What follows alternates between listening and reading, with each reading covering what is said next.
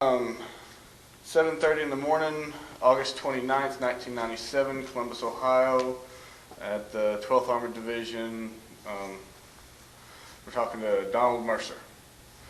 Sir, just tell us where you were born, what you did growing up, high school, what your parents did. Okay, I was born on February 1st, 1922 in Rice Lake, Wisconsin. Little town in northwest Wisconsin, about 5,000 people. Went to grade school and high school there, and attended part-time for my dad, who owned the tavern at that time. After that, it was Depression time. When I left high school, there were really no jobs in the area, and I didn't know where to go anyway, so I signed up for the National Youth Administration, which is a depression project, and for 25 cents an hour I washed walls in public buildings. Well, we got tired of that, so I joined the Civilian Conservation Corps, the CCC, and went to Menominee, Wisconsin, where for 3 months, and it was in the winter, I worked in a rock quarry. And I was too small to handle the wheelbarrow and too small to handle the sledgehammer, so they gave me a pair of safety goggles and some tongs, and I held on to the chisel so it would, when the guy hit it with the maul, it would, not wobble.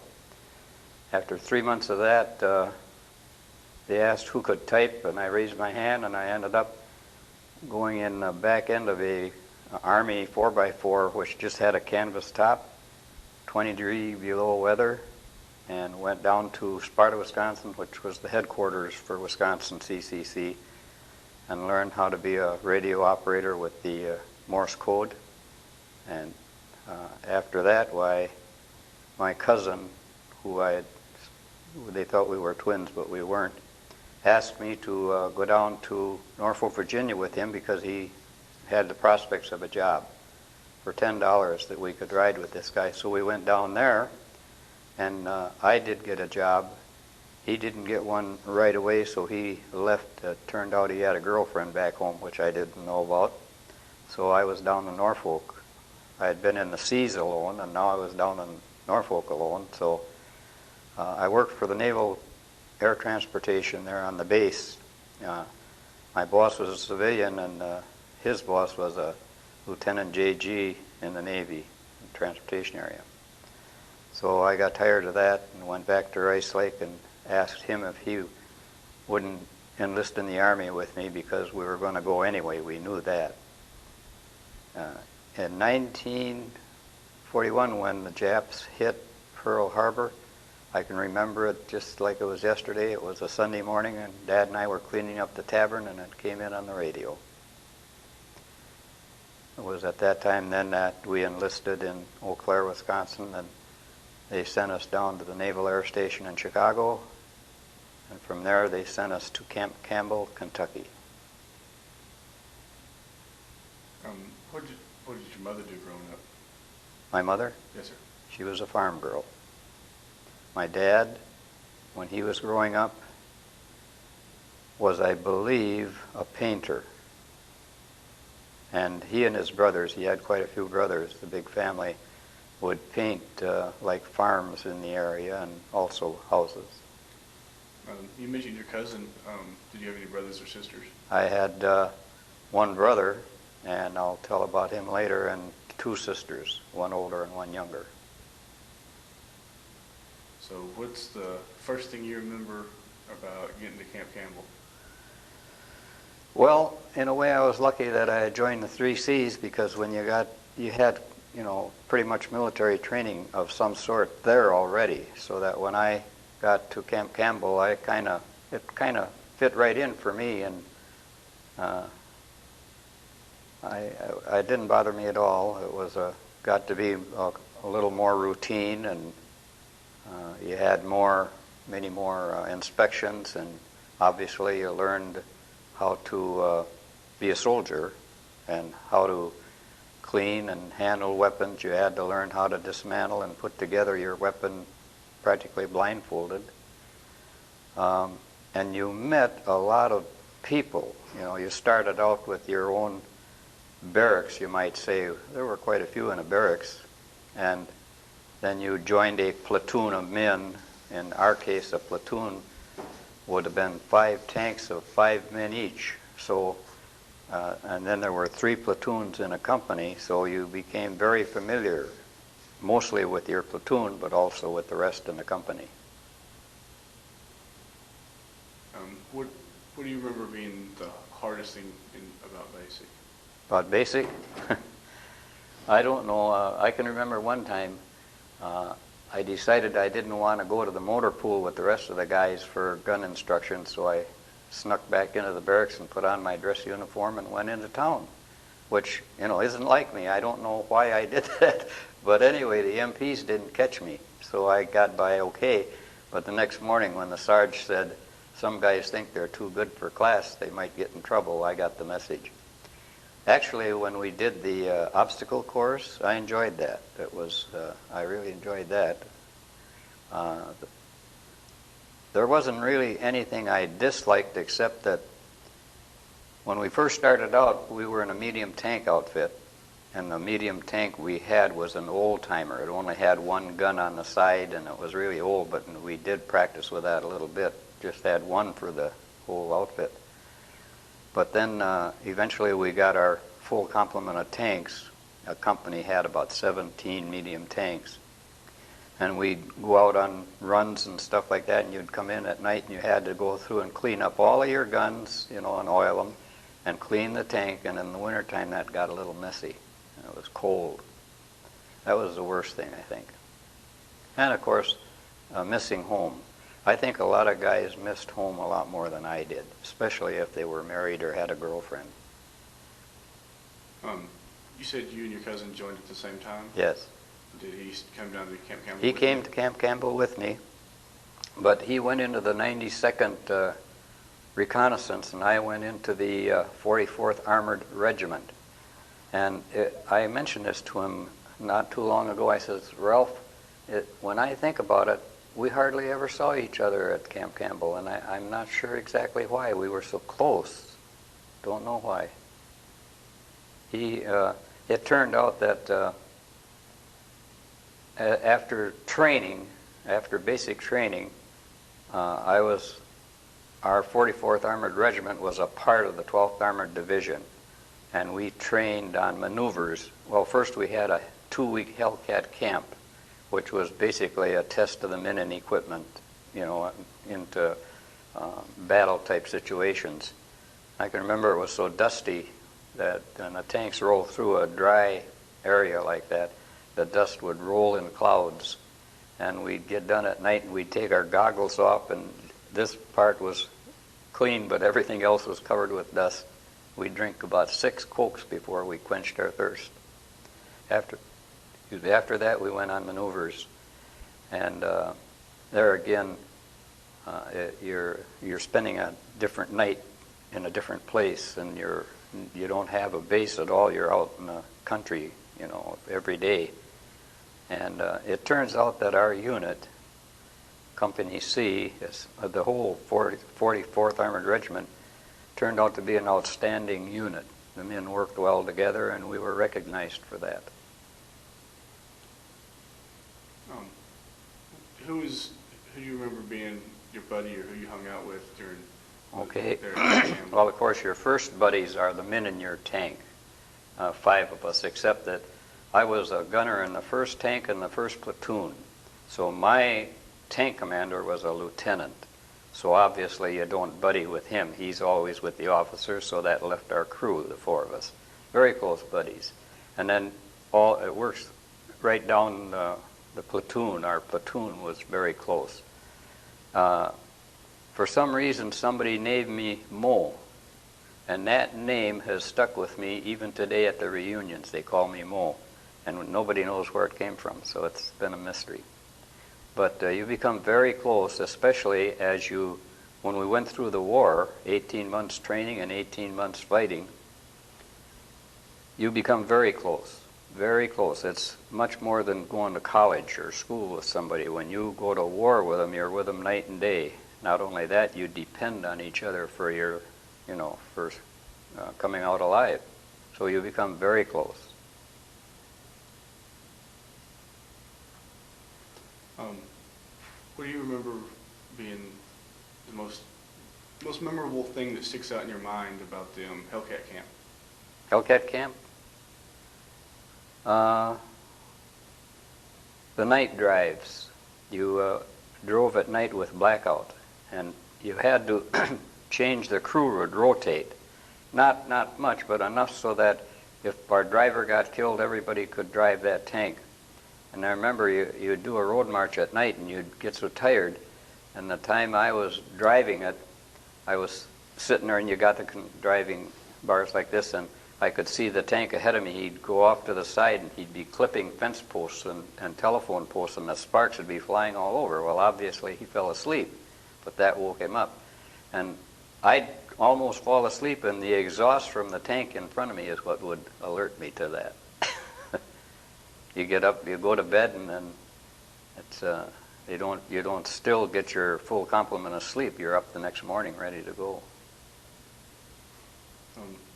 How long were you all on? You said you went on maneuvers. Was that the Tennessee maneuvers? Yes, How long Tennessee, were you Kentucky. That must have been July, October, probably 2 months. And then after maneuvers on the 11th of November, 1943. See, I had gone to Camp Campbell in October of 42, so this was over a year later. Our unit, the 44th Armored Regiment, became the 44th Tank Battalion. What happened is, apparently they needed a full armor battalion for some kind of a project. And so they separated us from the 12th. It turned out we went from there to Camp Barkley, Texas, and trained. And it turned out that from Camp Barkley, the 12th Armored Division, less the 44th Armored Regiment, which was now the 44th Tank Battalion, went to Europe, and we eventually went to the South Pacific. While we were in Barkley, at one time they sent the gunners and the tank commanders to Fort Bliss, New Mexico, I think it is, or Texas. Texas? It's right on the states. border, I It's in guess. both. And we were supposed to go to gunnery school, and they'd have these little airplanes, you know, the Cessnas or whatever they call them, civilian-type planes, pulling targets. And we were supposed to have 3 days of that training. Well, in 2 days we shot down all the targets, so we went back to camp. The other thing that happened in Barkley was my tank crew, I think it was could have been 4 tanks, I'm not exactly sure, went to Fort Sill, Oklahoma. And the purpose of that trip, they loaded us on flat cars. The purpose of that trip was they had quite a few American and Allied generals there. And we were to put on a demonstration to prove that 105 artillery that had a timed fuse to explode above our tanks wouldn't hurt us, but could kill any enemy troops around us, so that they couldn't, say, put a bomb on us or anything. Well, they didn't know whether it would hurt us or not. It turned out that it didn't hurt, but when the shells explode, you could feel your pants go like that from the concussion. And it so happened that there was this large sandy hill, and because it was so sandy, as we were going up and my tank driver made kind of a turn, one of the tracks came off. Normally you have to have the mechanics come and put it back on, but what he did a reverse twist, and he got the thing back on. Probably didn't lose 2 minutes. It was really something. You know, he had to be pretty good to do that. So then we were going up again, and I had blank shells for my 75 millimeter, and one of them exploded. Well, of course, we got the concussion from that because it was in the tank. And we got singed, our hair and our eyebrows got singed, and we were all full of soot. And I can remember my assistant gunner he's the guy that loads the ammunition in, was sitting next to me, and he says, "Am I dead?" He wasn't. From there, of course, then we left that area while the 12th was still there, and went to by train up to Vancouver Barracks, Washington. And I can remember like stopping in Denver on the way, and at night, just to get out of the cars and get our exercise, we would march around the area and the people would watch us go by. Then up in Vancouver, we got issued our summer issue clothing. And that was the first time that we had seen wax. That was the first time that we saw women in the Army. What do you remember most about Camp Barkley there in Abilene? Well, the most memorable experience, of course, was the time we went to Fort Sill. It was there that some of my buddies had their wives come down, or their girlfriends, and they'd go to town as often as they can. That was also the first time, excuse me, that we got issued what we call grease guns. It was a little round gun, about that big around and about that long, and then a short barrel, probably 12 inches long, and then a 30 round clip that hung below, and you'd throw the strap over your shoulder. Well, just last night we were talking about those little grease guns, we called them, that when you'd pull the trigger with 30 rounds in it, by the time you got done, it was way up here.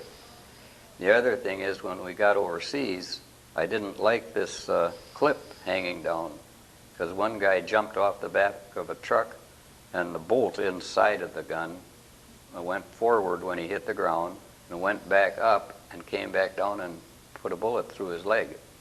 So when we got overseas, one of the first things I did was trade that for a 45 automatic revolver that 45 revolver that I could have in a holster and not have to worry about losing that clip. Of course, that's about it about Camp Barkley. We still did some further training, and it turned out it was in the winter, and they have harsh winters down there in Abilene, Texas, too. Did you all get to go into town much when you was in Abilene? I didn't. You didn't? Like I say, my buddies, a lot of them had wives or girlfriends, and being unattached, I didn't go much. So out of Vancouver, how did y'all get into the Pacific Theater? We did get a little R&R there in Vancouver. From Vancouver, most of that was to just get your new issue, I think. I don't recall any particular training there. Then we went to Portland, Oregon, and that's where we shipped overseas. We boarded a 10,000-ton Dutch freighter that had been converted to a troop ship, and I think it carried our unit and another unit. Our unit was about 800 strong, and the other unit must have been about that or a little more. At the time that we boarded the Côte Barou, when we hit the ocean swells, most of us had never been really on the ocean, and the swells made everyone seasick. Well, almost. I remember that I personally didn't get seasick, but those who did. The latrines were up in the front end of the prow of the boat on both sides of the deck there, and you'd go in, and there'd be 3 heads over one stool, all trying to vomit at the same time. And some of the guys got so sick they passed out, and they were laying on the floor in this stuff going back. Ugh. Terrible thing. Like I say, I was lucky I didn't get sick. So how long were you all on the boat getting over there? Well, that was unusual. We were on the boat.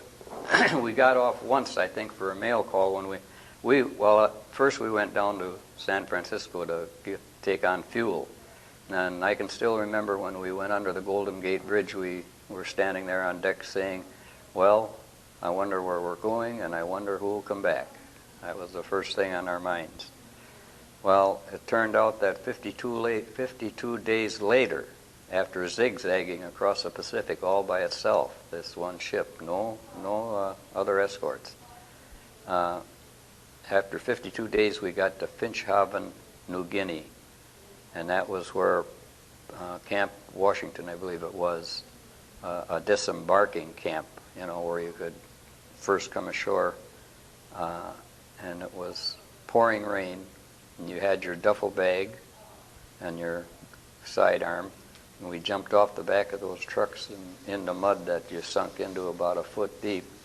They had to have wooden sidewalks in the camp and tents, and I can still remember sitting in those tents and watching that rain pour down. It was just unbelievable.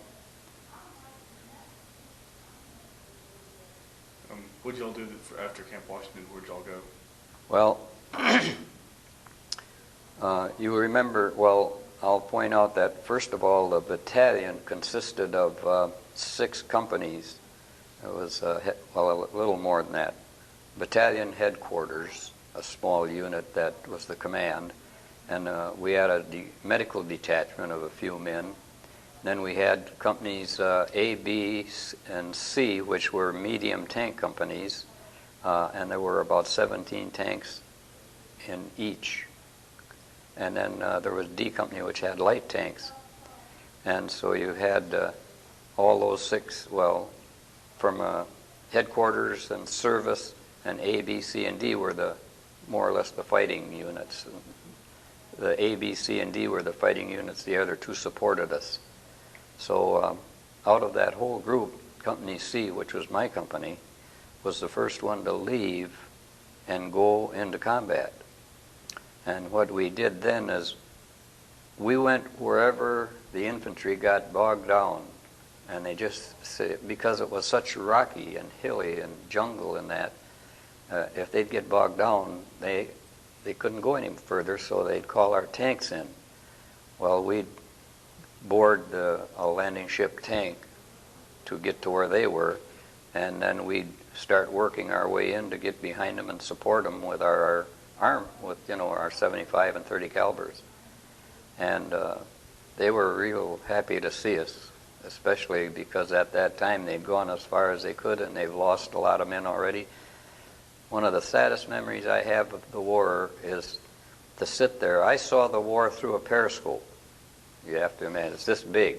Whatever was in front of my eyes is what I could see.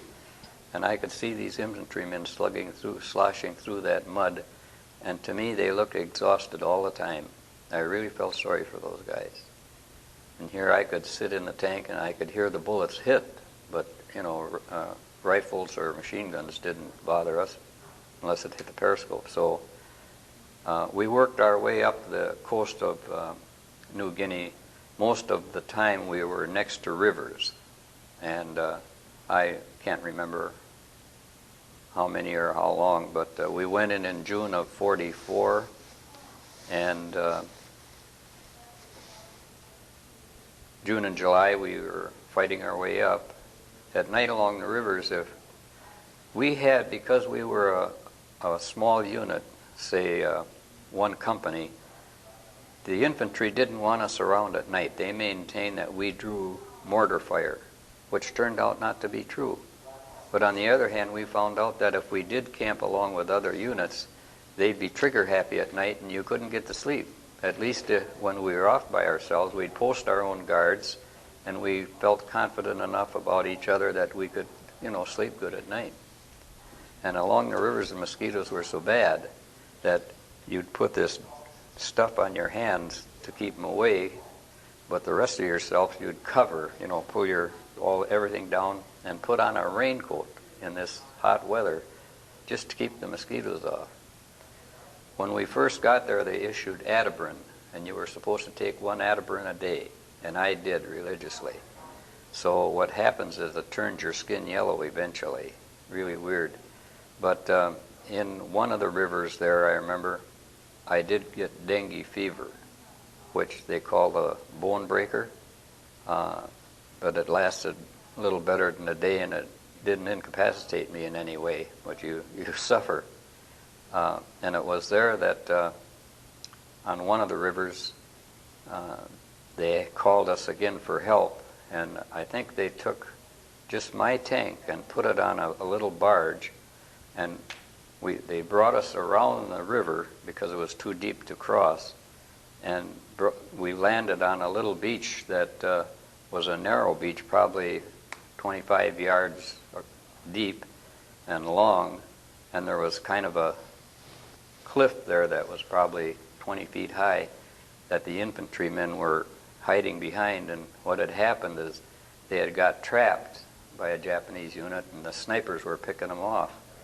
So after we landed, we just shot up into the trees and that, and then their commanding officer, I forget if he was a lieutenant or what, got into our tank, and we drove up and down a little bit so he could see, and I can remember him crying when he saw his men laying there dead, so many of them.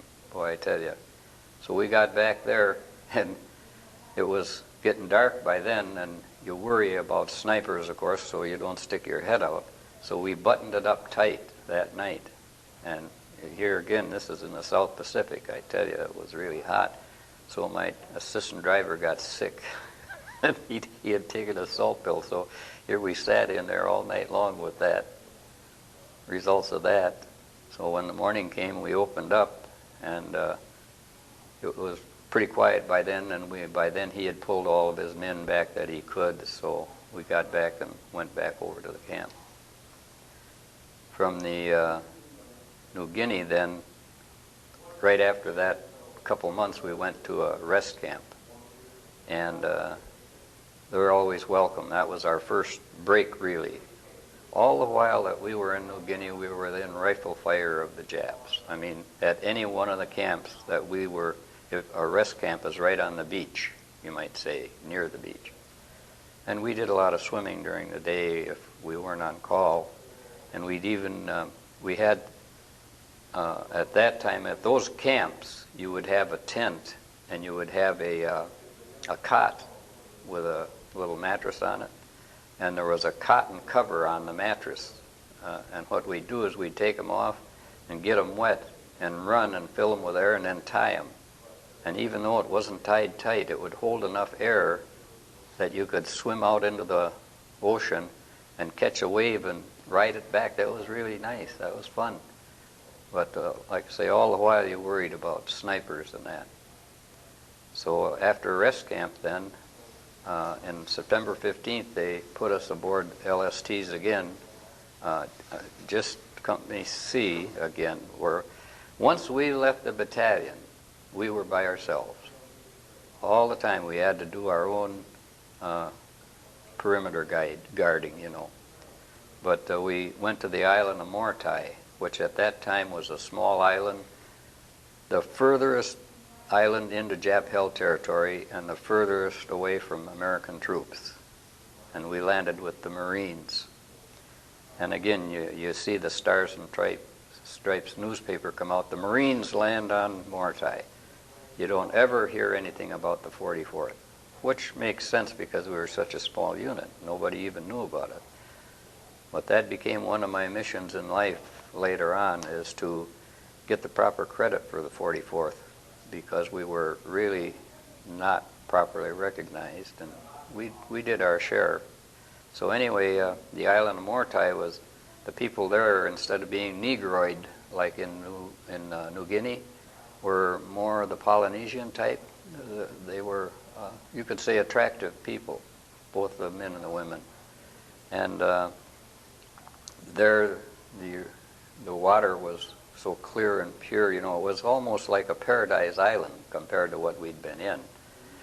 And so they needed somebody to go up and knock out a radar station at the north end of the island, so my tank and 3 others got assigned to that, and they put us on a little 4-unit LST again, and we went up there, and when we went to land, because of the coral rocks underneath, they couldn't figure out where to land our tanks, so we'd dive under the water. It turned out there was no opposition there to begin with, so we'd dive under the water and find a way that the craft could pull up to the beach and we could put the tanks ashore. And when we got in there, we destroyed the radar station, but like I say, there was no opposition, so we went back down. And that was the area on Mortai where they had Well, we were only 12 miles from the Jap-held island of Halmahera, and they must have had an airstrip there because they'd come and strafe and bomb us, all day long and all night long. I mean, we had a great big bunker that you could go into, but it was low, so you'd have to stoop over. And one guy, he liked to lay in his bunk during the day without any clothes on, being it was so warm, and so it turned out on one air raid, he was the first guy in, going in like this. Company commander was right behind him, and of course, when the guy stopped, why, the company commander ran into his rear end. That was funny because I could still hear that after we got out. Our captain says, "Barentine, after this you wear pants." So there are some humorous incidents that you can really remember. So after Morotai, you want me to keep on like yes, this? Sir. You're doing great. After Morotai, which was, that's the place too where, again, the cooks hadn't, if the cooks came with us, I don't remember. It seems to me we were scrounging food from the other units. So one night, 6 of us took our flashlights and we went on the road, and these landing ships, or these little Army ducks, they're an amphibious vehicle. They had wheels and were shaped like a boat. And they'd drive out next to the Liberty ships and they unload food in them. And then they'd drive ashore and drive to the ration dump. So we had 2 guys flag them down, one of them. And while the 2 guys were talking to the driver and assistant driver, asking directions to get somewhere, the 4 of us, the rest of us, were unloading the back end. We actually had better food than we'd ever seen. A wooden box with a slab of bacon packed in salt, a carton of fruit cocktail, stuff you'd never see. We ate pretty good there for a while. So after Morotai, we got on our Liberty ship again. This time it was a Liberty ship, I think. And we were headed back to New Guinea. And we were heading for Zanzibar. And they told us that the sailors like to get after you, They told us that when we'd get to Zanzibar, that it was 30,000 Japanese Imperial Guards there that were going to meet us, and that the place was overrun with typhus, which was a bad news. Turned out when we got there, it was a rest area and a training camp again. Any time you got into a rest area, you went over your equipment and then you updated your skills. One of the things they did there is they put snorkels on our tanks. That's 2 vents that went up about 6 feet and curved forwards, so that technically it said we could go into water 8 feet deep, which would have covered all of the motor and parts like that. So we were hoping we didn't ever have to use them. Turned out that Zanzibar was the training area getting us ready to go back to the Philippines. I don't know if you remember, but in World War II, when MacArthur was chased out of the Philippines, one of his famous statements was, "I shall return." Well, from Zanzibar, now, meanwhile, this is Company C I'm talking about. All the rest of the battalion, of the 44th Tank Battalion, were doing their own thing in other islands and in other parts of New Guinea. On Leyte, our 44th Tank Battalion were the first Americans into the capital city of Tacloban on Leyte, and they did made names for themselves in other areas, and we hadn't seen them at all. And so we got on board this convoy. Well, before we got on board, December 25th, we had a Christmas dinner. It was the only really big meal we had all the while we were over there, but it was sure turkey dinner and everything.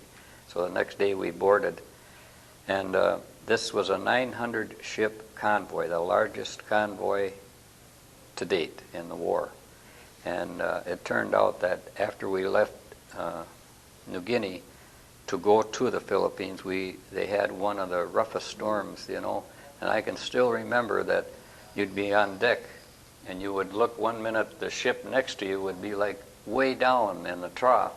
The next minute you would look, he'd be way up on the tip of the wave. So it was really a rough seas. But worse than that was the kamikazes, the Japanese suicide planes. They were equipped with machine guns and bombs, and the pilot had dedicated themselves. So they'd first they'd strafe the planes, and then they'd bomb the ships, then they'd bomb the ships, and then they'd dive into them. And you wouldn't believe all the dots up in the sky from the guns that were shooting, because then they'd explode up in the air. And still some of those planes could get through that. A lot of them would get shot down, but those that got through would dive into the ships, and we were fortunate they never hit our ship, but you could see them hit the others. And we got to Lingayen Gulf in the Philippines, and it was a big bay, and all these ships were congregating there, and that was the first time we saw naval ships that had racks of rockets. Man, that was something to see them shoot those rockets. And with their big guns shelling the shore, and with the airplanes strafing and bombing, it turned out there was no real opposition for him there. So they had the ramp on my LST open so that we could walk out and stand there and look at the shore. And that's when I saw MacArthur go by with his crew or whoever accompanied him in a naval launch. And there was a pier there that I guess the Seabees had put up, but instead he had them stop out in the water and he waded ashore because he knew the cameras that were there waiting for him. And that particular picture was on the front page of Time or Life magazine, and I saw that picture later, and I could actually point to myself on the front of that LST, but you wouldn't know it was me because it's too small. But that was kind of interesting to see that. I saw MacArthur one other time in a parade in Milwaukee. So when our unit, Company C of the 44th, landed there in Lingayen Gulf, and Luzon, the island of Luzon, the big island, Manila was the capital. As soon as we landed, we kind of made a left turn and then a right turn and went up into the mountains. The rest of the whole battalion landed 2 days later, and they headed towards the Manila. This was told to me by a man who actually participated in what later became known as the Flying Column. The Japanese had over about 3,700 American and Allied prisoners in the Santo Tomas University compound, and they were on the verge of starvation, and MacArthur knew this. You know, he'd been in contact with them all this time, and he had somebody from the 1st Cavalry put together a 3-pronged column to race in over, well, almost 100 miles to go in there and rescue them. And he says, don't stop and do any fighting, just go. And they did this day and night for 72 hours and rescued those people. And one of the captains who was there at the time that MacArthur was giving him the instructions, he said that MacArthur didn't talk to the troops. He would talk to his aide, and his aide would talk to the troops, and then it would go back that way. That's kind of interesting. But our fighting was done in the mountains there, and I think that our experiences in the Philippines were as bad as it was in New Guinea. It got a little worse. The Japs would dig in on the side of a hill. They'd have bunkers, and the infantry could attack them, and you'd think it was all over, and the next time you made an attack, they would still be resisting. So that's when they would call for us. And fortunately, on some of our tanks and some of the infantrymen had flamethrowers, and that's a terrible thing too, you can imagine. But these guys were in caves, and the only way you could get in them, if you could shell in the cave, they could still hide back in the corners. But when you went in there and used a flamethrower, it would eat up all the oxygen, and they'd suffocate and burn. And there was one time there on Luzon where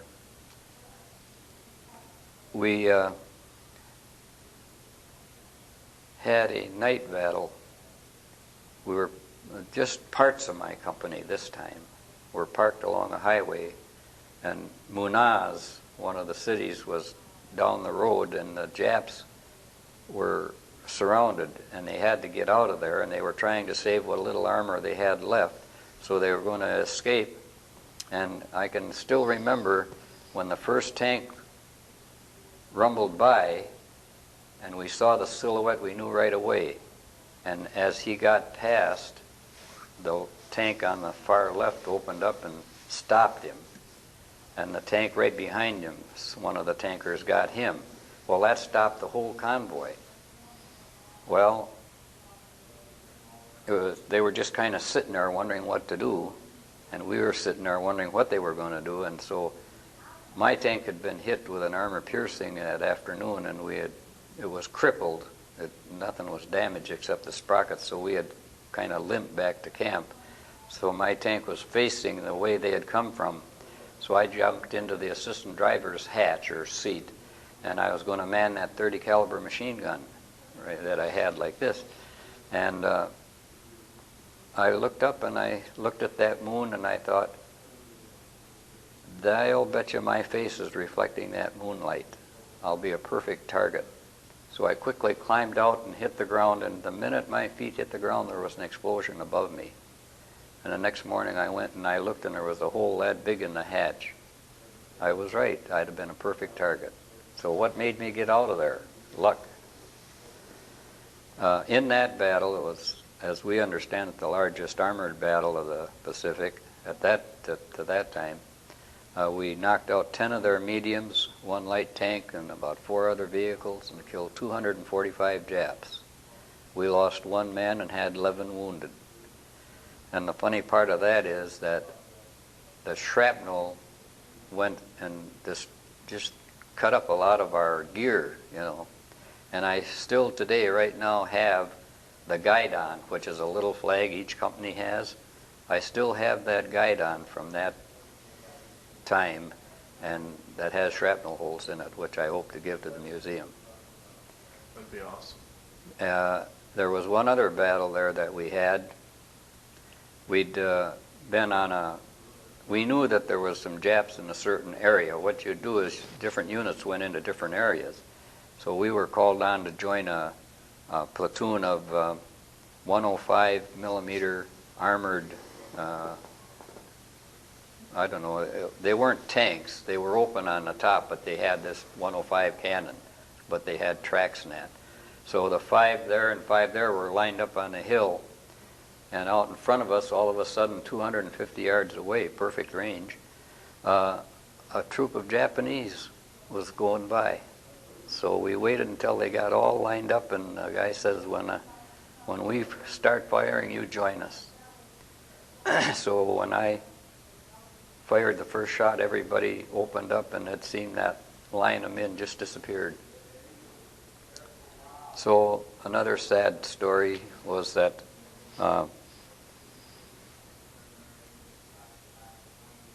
the guys, there were some infantry. There's always infantry around you, see. Well, the infantry guy wanted to send a couple scouts down there to see if the Japs if there were any left down there, and we could see this. We were watching it. We could see the 2 guys walking down, and we could see 2 Japanese sneaking up, coming to them. So my tank commander says, let us shoot, we'll kill those Japs, and he wouldn't do it. And I knew we could do that. We could have killed those Japs, and I'm sorry now to this day that I just didn't let them have it and tell them to go to hell. But it turned out the Japanese surprised them and killed both those guys. And so somebody sent one of our tanks down, and they threw the bodies on the top of the tanks, the back deck. And I still remember as they came in and their feet were hanging over and flopping like that, and I said, why? For what? You know, it didn't make sense. So anyway, we made camp that night. And that was the first night that we had ever experienced rocket fire. One of the most fearsome things. First you hear the shriek of this rocket going through from the tube up into the air. And then when it'd get up, it'd make this, hit the apex and come down. You could hear it going like that. And the explosion was unbelievable. Well, they were 6 feet long and maybe 1.5 feet in diameter. So that's a big piece of metal. And when it exploded, some of the shrapnel could be like 2 feet long and 3 or 4 inches across could cut a man in half just like nothing. So that night, right away, everybody started digging down, trenches. Even dug the trucks down to protect them a little bit. And the next morning, like when we were at breakfast, and you'd hear a rocket go off, muskets would fly one way and the guys would fly another way heading for a ditch, That was a terrifying experience. After that, pretty much sums up our battles, and we pretty much ended the fighting. We didn't even know what the other guys were doing at this time, and we finally joined them at the end of the war. After the battle for Manila was over, we finally joined them. And that was the first time since we'd got overseas that our battalion was all together again. And then the Filipinos had built little wooden platforms out of bamboo and put tents on them, so we were living pretty well, had decent food for a change. I remember one day we were sitting there talking or playing cards like we usually did, and all of a sudden we heard some screaming, and first thing you think of is somebody went crazy, because we did have a couple men do that. But it turned out that they'd heard the news over the radio that the Japanese had surrendered. Well, that was the greatest thing for us. And it wasn't until just recently now that I read an article that said the end of World War II, and this whole article outlined the invasion plans for Japan. And what nobody knew at that time is that the Japanese were in a much stronger position than the Allies knew. And it wasn't until they started listening to the radio, Japanese radios at the end of the war, and then later on uncovered secret documents, that they found out that the Japanese were so well prepared for a landing, that they think it would have been the bloodiest battle of all the wars. So we were very happy at that time, without even this knowledge, that the Americans had dropped the atomic bombs. You said you were really happy when that happened. Do you remember what the natives, like there on the islands, felt like when they heard that it was over? Well, I'm sure they were very happy. It turned out that when the rest of our unit was fighting in the southern part of Manila, after they had released these hostages, which they really became famous for, this flying column, and there again the 1st Cav got all our credit for that, and the 44th Tank Battalion wasn't even mentioned until later, when one of the guerrillas who had led the flying column, because they'd got lost, flying column to the gates, and it turned out the guerrilla told them that the 44th Tank Battalion was the tank that broke through, that they weren't the 1st Cav, it was the 44th Tank Battalion. So that's when then we started getting our recognition. But the battle for Manila, it turns out as the Japanese were trying to escape the advance of the Americans, were destroying Manila. They burned it and they bombed it. And not only that, they were massacring the civilians. They were brutal. And they think that there was only the battle for Warsaw in Europe that was any bloodier than the battle for Manila, because of the way the enemy retreated. So it was very discouraging for me when in 1995 Peter Jennings from ABC was talking in his documentary about the dropping of the bombs on Hiroshima, and saying that the Americans were the aggressor and the Japanese were the victims. I'm going to send him a copy of this. I wrote him a letter at that time. He chastised the veterans for being upset about this Smithsonian Institute portrayal of, the Americans as the aggressor in Japan. So I'm going to send him a copy of that. It's all relatively new information. Had been secret. What do you remember about getting back to the States? Well, it turned out that after the war was over, September 15th in that area, our unit went to the whole 44th then went to Japan as occupation troops. I can still remember when we unloaded from the LSTs and went up these streets in Japan. It was Yokohama probably, and we ended up in Tokyo. All the Japanese people, the kids and the adults, waving little American flags and bowing as we went by.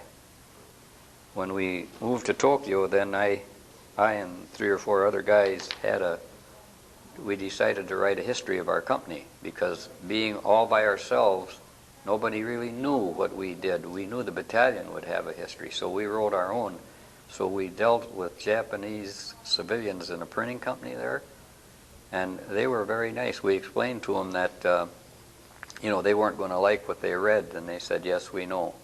But they did a good job of printing our magazine for us, or our history, and they even invited us to their plant where they printed it, put out a nice dinner for us, and actually brought us up to their roof garden where they had a theater and put on a little opera for us. Very nice. One night I was sergeant of the guard in Tokyo, and they brought me 2 men who had stolen, I think, a ham. And the young guy was very arrogant. He was very aloof and arrogant. The older gentleman, he was scared to death, naturally. And so it was winter, cold yet, and he volunteered by motioning and bowing and all that he would keep the fire going. So after the guard duty, I put him in the back of the truck with the men that had been on guard, and on the way I didn't know what to do with the guys. So on the way I pulled the truck over and had him get out the back and took my revolver and waved it at him and hollered at him as if to tell him, don't do this again. So then I sent the young guy off, and after he was gone, I gave the old man the ham. I thought that would be a gesture, to show him that all the Americans weren't bad. He took it and ran. Then was about, in December, then I had enough points to go home.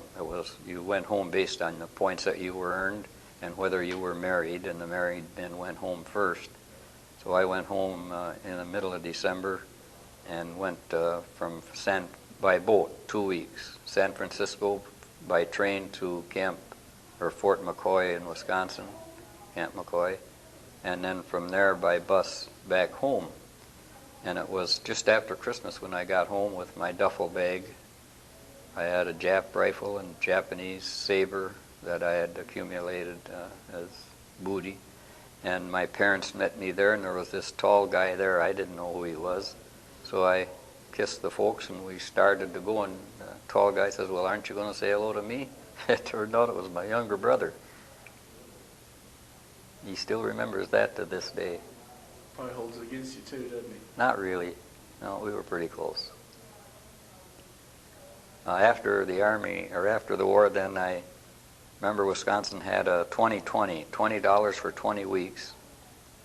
I went to join the VFW, or American Legion, and they were bickering of who they were going to take, so I said, that's not for me. And I worked a few months for my dad tending bar, and then I went to school on the GI Bill. Graduated from the University of Wisconsin in Madison. Do you have any questions? Anything else that you remember there, Don? Yeah, one time on New Guinea, we were in a rest area, and the GIs always used to say you could tell the tankers because their clothes were always so dirty. So what we did from the grease and oil and that is we'd fill a pot with gasoline, which is bad news to begin with, and lighted a fire and put a pot of boiling, get the water boiling and boil our clothes. Well, we had been told, if your pot burns out, don't put gasoline into a hot pot, so I knew that. And usually in those kind of areas, all we wore was army shoes and socks and shorts. That's all we wore. And I was standing there alongside my tent, and I saw this guy pouring that gas. I hollered at him, I said, don't put that gas in that hot can. What I didn't know is I was standing in the fumes. And when they blew, my legs from here down got burned quite badly. And so they took me to the medics right away, and they gave me a shot of morphine. And after they did that and bandaged me, they brought me back to my cot. And I was laying there on the cot, and all of a sudden, moaning because I was really in pain. All of a sudden, I sat up laughing. That's how quick the morphine would work. And we all loved volleyball over there at that time. And, of course, I couldn't play. So the company commander would send his Jeep over, and they'd put me in the front seat, drive me over there, and I'd sit along and watch them play. Wasn't long I was out there, bandages or no. And then about the morphine, it reminds me that the night battle there, when after I got out of that tank, I heard somebody holler, and I went over, and Barentine had been hit in the heel. So I dragged him into a shed there, and I gave him a shot of morphine. And that was the only time I ever gave anybody morphine. And I often wondered if I'd be able to because it was so dull. But when you have to, you have to. I've never seen Barentine, but I have been in contact with him. We have our Army reunions every year. And after you've had them for a while, you become like a family. And I guess that ought to end the story right there. What's that? How old were you when you joined the Army? When I joined, it was 1942, so I was 20. And we went in October of 42 and came out in December of 45. So it was a little over 3 years. Donald, that's all we've got for you.